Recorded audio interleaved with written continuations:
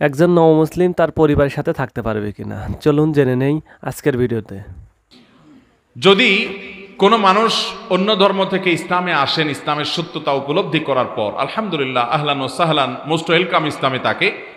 তার যদি বাবা মার সাথে তিনি বসবাস করেন, ইসলামের দৃষ্টিতে কোনো নিষেধ নেই।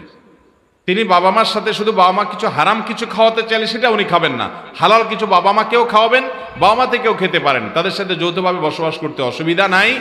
বিশেষ করে সেখানে যদি তার ধর্ম পালনে, ইসলাম পালনে, নামাজ কালাম ইত্যাদিতে বাধা সৃষ্টি না হয়, তাদের সাথে থাকাতে কোনো সমস্যা নেই, বরং বাবা মার সাথে আরো সুন্দর আচরণ করতে হবে।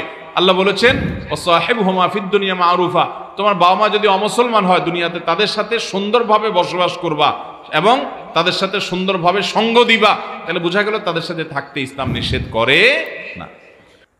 ধন্যবাদ সবাইকে এতক্ষণ সাথে থাকার জন্য। যদি ভিডিওটা ভালো লাগে অবশ্যই সাবস্ক্রাইব করে পাশে থাকবেন।